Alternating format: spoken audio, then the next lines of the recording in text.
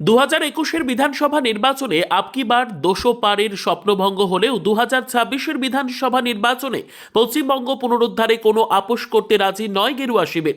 বিধানসভা নির্বাচনের দামামা বাজার বহু আগেই স্পষ্ট হয়ে গিয়েছে যে এবারের লড়াইটা রাজনৈতিক ক্ষমতা দখল তো বটেই, বলতে গেলে বিজেপির কাছে এটা অস্তিত্ব আর জেদ রক্ষার এক অগ্নি পরীক্ষা। মমতা বন্দ্যোপাধ্যায়ের দীর্ঘ 15 বছরের অপরাজেয় দুর্গকে ধূলিসাৎ করতে অমিত শাহের নেতৃত্বে বিজেপি এবার অল আউট ঝাঁপানোর রণকৌশল সাজানোর কাজ শুরু করেছে।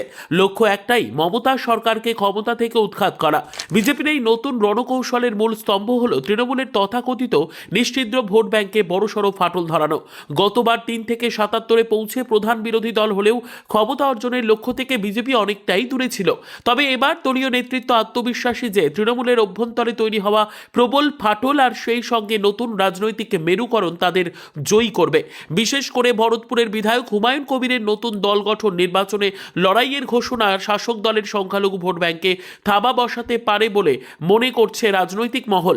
নির্বাচন জিততে বিজেপির কৌশলের যদি তা করা সম্ভব হয় তবে তৃণমূলের নির্বাচনী অঙ্ককে এলোমেলো করে দিতে সক্ষম হবে প্রতিপক্ষ। বঙ্গ সফরে এসে অমিত শাহ সরাসরি নিশানা করেছেন রাজ্যের জনবিন্যাসের পরিবর্তন ও অনুপ্রবেশের ইস্যুকে। বিজেপি প্রতিশ্রুতি দিচ্ছে এক অভেদ্য জাতীয় নিরাপত্তা গ্রিডের, যা অনুপ্রবেশ সম্পূর্ণ বন্ধ করবে। এর পাশাপাশি মহিলাদের নিরাপত্তা, নিয়োগ দুর্নীতি এবং রাজনৈতিক হিংসাকে প্রচারের হাতিয়ার হিসেবে ব্যবহার করে সরকার বিরোধী হাওয়াকে তীব্র করতে চাইছে গেরুয়া শিবির। শাহের ব্যক্তিগত তদারকিতে বুথ স্তরের সংগঠনকে এবার লোহার মতো মজবুত করার কাজ চলছে, কারণ যাতে তৃণমূল স্তরে জনমতের প্রতিফলন সরাসরি ইভিএমে নিশ্চিত করা যায়। অন্যদিকে কংগ্রেস নেতা অধীর রঞ্জন চৌধুরীর সাথে প্রধানমন্ত্রী নরেন্দ্র মোদীর সাম্প্রতিক সাক্ষাৎ রাজনৈতিক বৃত্তে নতুন জল্পনা তৈরি করে দিয়েছে।